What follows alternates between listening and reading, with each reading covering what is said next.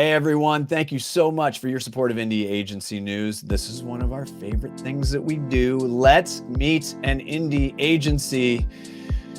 We're going to Rocky Mountain High. Oh, I was off key. Yikes. We're going to Colorado. Now I want to I look at the name of your agency and I know I'm going to mispronounce it. So instead of me making a complete idiot of myself, which really isn't that far of a stretch, tell me the name of the agency, Marie-Anne Holland. It's very easy to remember. It's Good Question. I won't tell you on air all of the different versions of that. So yeah, let's keep it at that. Good question. Yeah. Good question. Yeah, because I'm looking at like good cues, and then people in UK be like a good cue. Like, okay, but okay, good quest. I like this, and I've heard a little bit about the backstory of the agency, but a couple of things. So obviously you're based in Denver and Boulder area, Colorado. But when did you found the agency?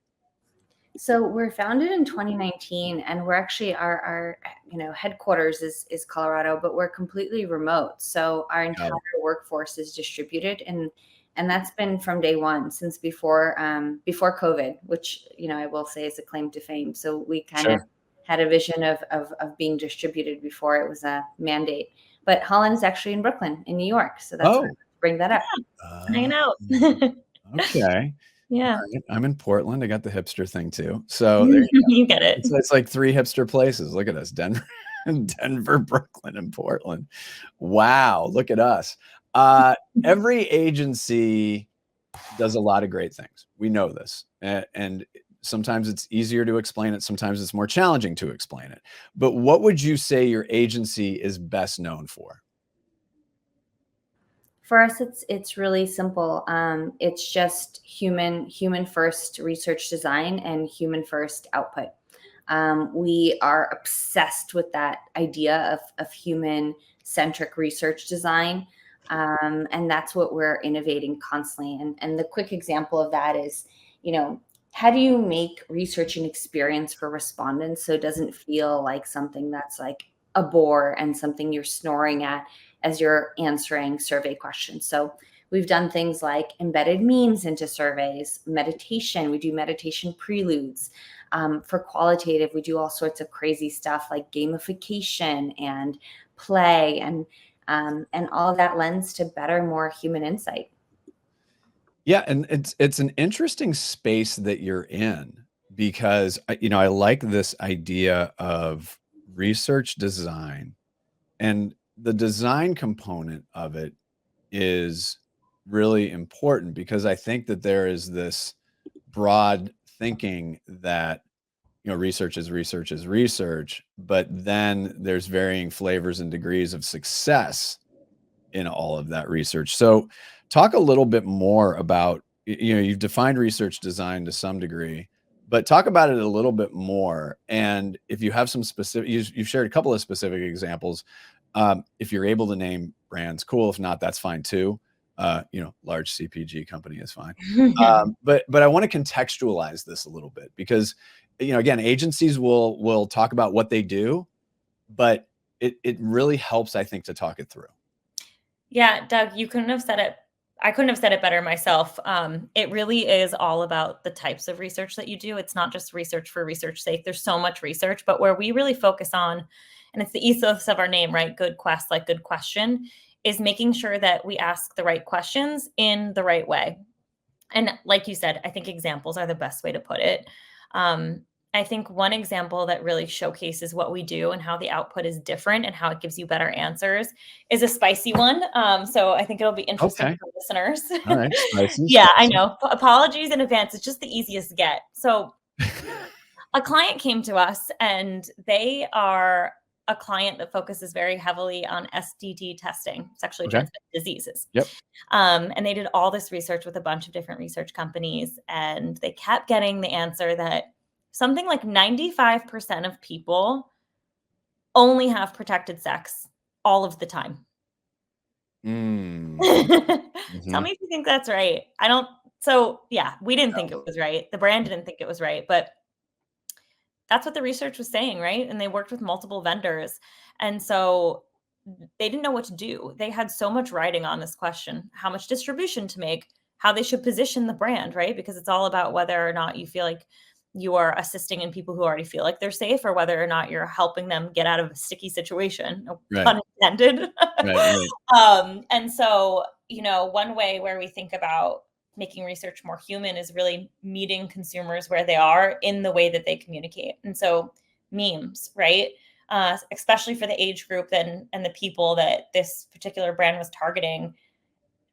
Memes is a form of language at this point. It's the way we Right. communicate. And it's especially oftentimes like, oh, I'm the one saying it, but you all are thinking of it, right? And then we like it because we agree. Mhm. And so we introduced this meme instead of doing a traditional question like, how often do you use protection when having sex, that said, condom sex is garbage. Just give me the STD.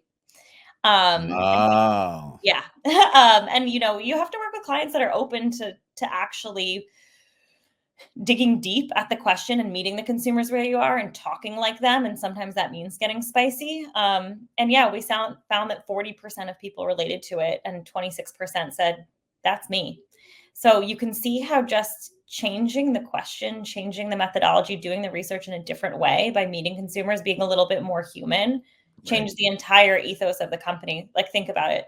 That market size just eightfold. Yeah, well, I'm not the math person. Yeah, So. that's me. So the market size increased by like 8 times what they expected.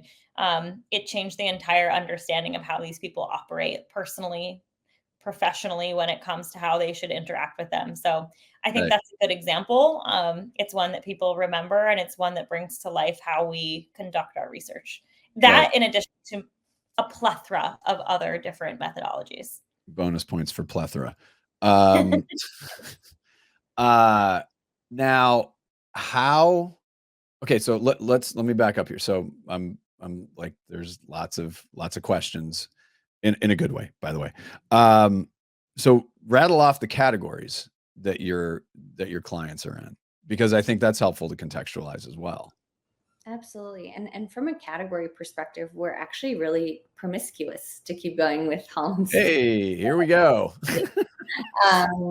And we do that to kind of foster our creativity. So we work across technology, CPG, spirits, oh my gosh, healthcare, literally everything under the sun. And we have some clients on our website as well, if anyone is interested. And we do that for the purpose of cross-pollination.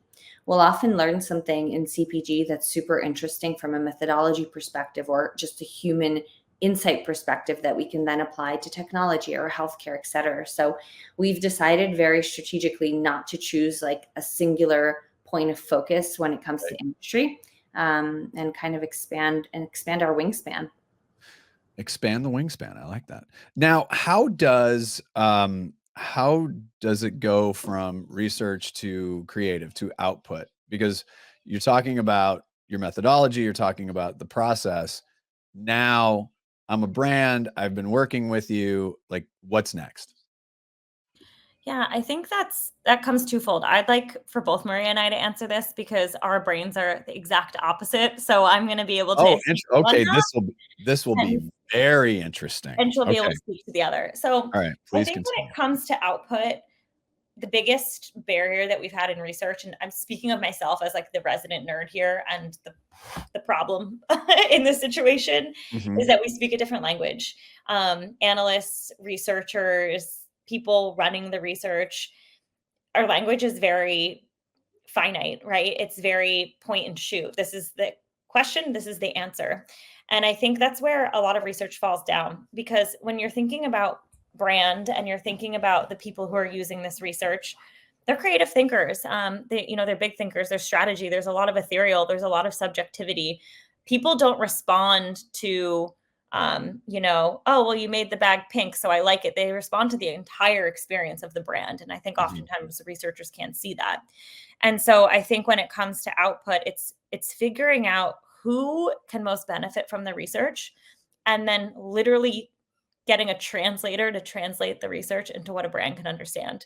And that's where I will push it off to Maria, because I think, Maria can speak best to how you can take research and turn it into something that feels a lot more sticky and a lot more exciting and a lot bigger than just numbers and insight via text.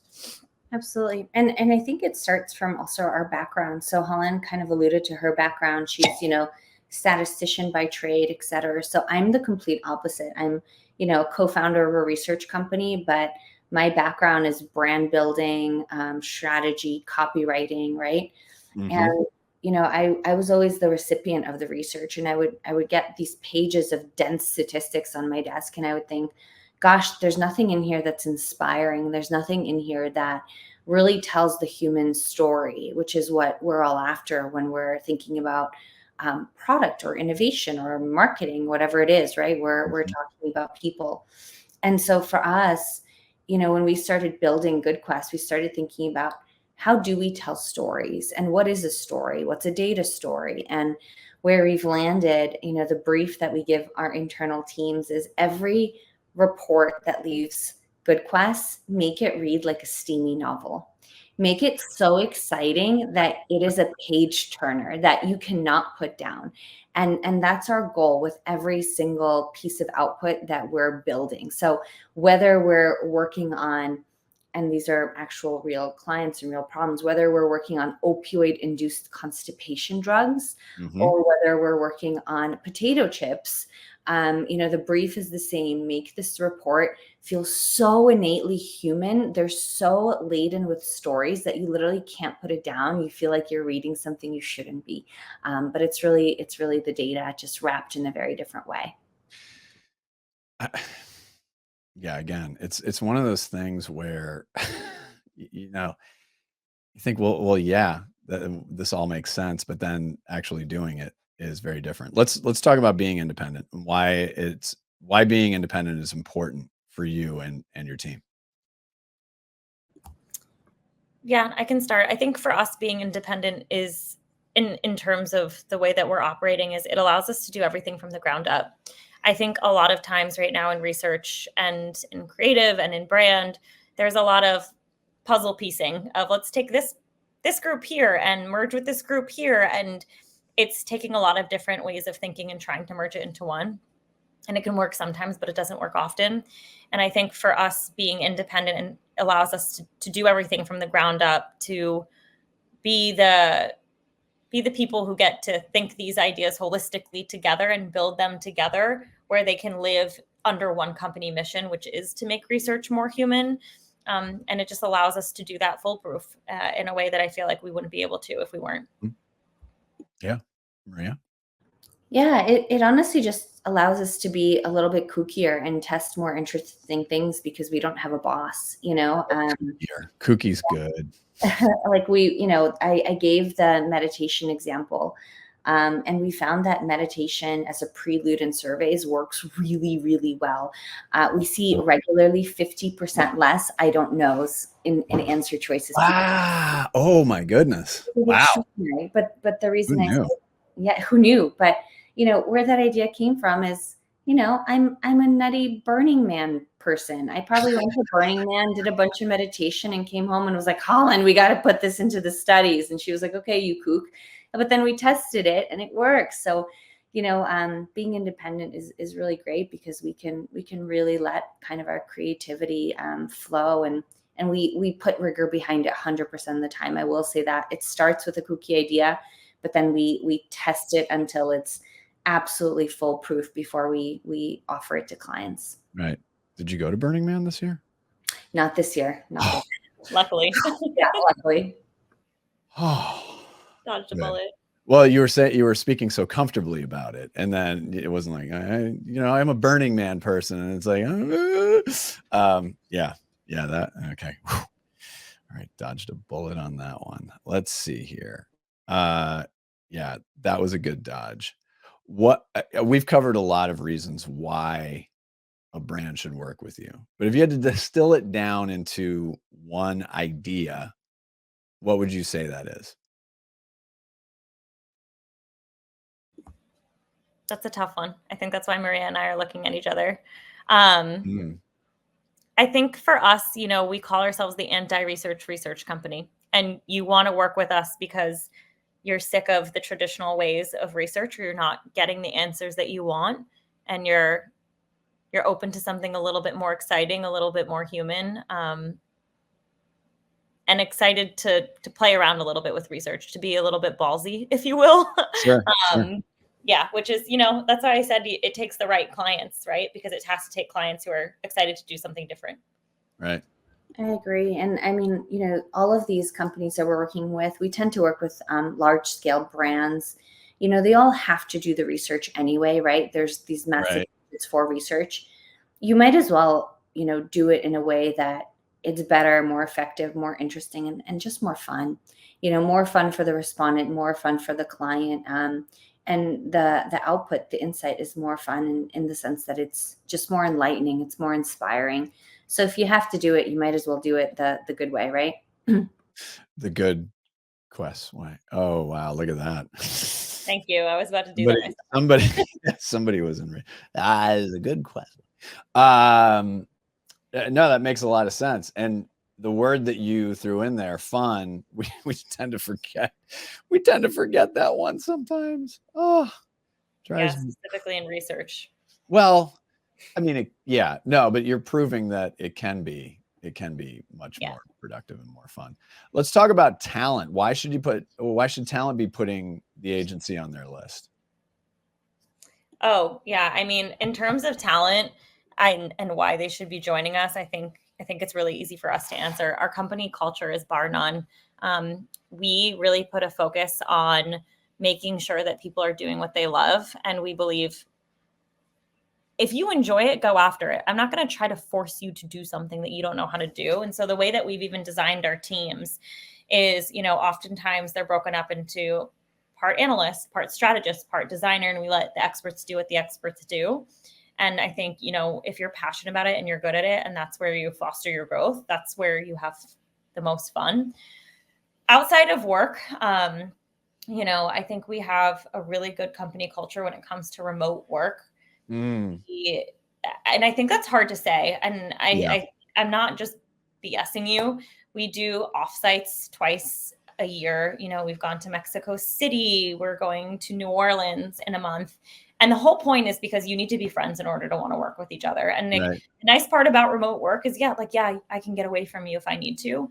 But everyone's friends, everyone enjoys each other. I think, Maria has mentioned this before on other interviews, that when you hear companies say like, oh, we're a family, it's like, oh God, because you don't necessarily want to be part of that. You want to have your space. What kind of family are you referring to? There's many flavors of that.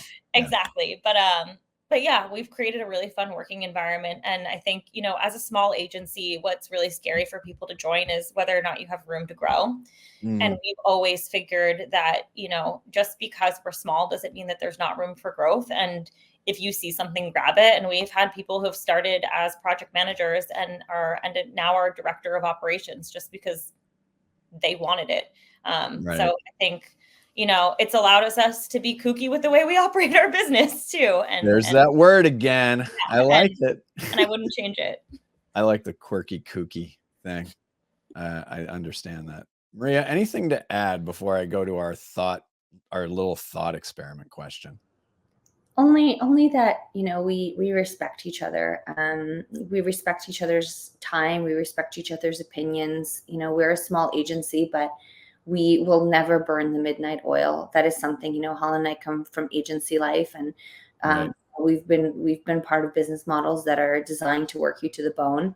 But we believe, happy talent, happy life, happy business, happy clients. So we keep our people happy, and they keep our clients happy, and it's a beautiful little circle of good quests life. I like it. Again, the thought experiment is whether they're a current client or not, which CMO or marketer would you like to say hello to? I saw the eyebrow go up, Holland.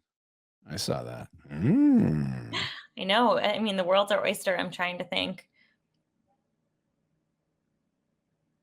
Yeah, I mean, think category. Yeah. Maybe.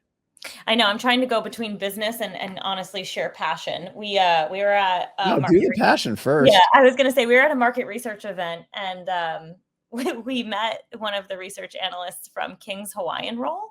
Oh, all day. Yeah, and all I day. was like, wow, I never knew how much I needed to meet you, and like All day. you are a sheer passion of mine, and like you live within my top 5 food groups. Right. Hawaiian food is my favorite food. Yeah. I'm half Italian, but Hawaiian food is my favorite food by Yeah. Yeah. But yeah, then there's also like the Targets of the world where like that's Sure. my safe space. And yeah, they've not only created a brand, but a literal second home for me. So with a baby there, yes, I understand. Yeah. Many Target runs. Yes. Maria. I think for me, I'll go with passion over business as well. I've always wanted to meet the CMO of Red Bull, and funny enough, and maybe even circa like 10 years ago. I transparently don't know if it's the same person today, but when I first read about Flugtag, I thought it was absolutely genius. Right. And then, just couldn't believe that marketers like that exist out there. And obviously we know what Red Bull is today. Right. Welcome to Flugtag. Sign the waiver. Yep. And then sign this waiver. No, it was hilarious. The Portland one was hysterical. I mean, it was just, yeah, as one would expect from a place like this. Well, Maria and Holland, thank you so much for joining us.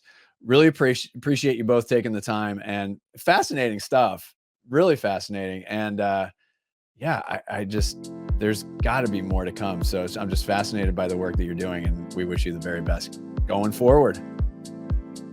Awesome. Well, thank you so much, Doug. This is fun.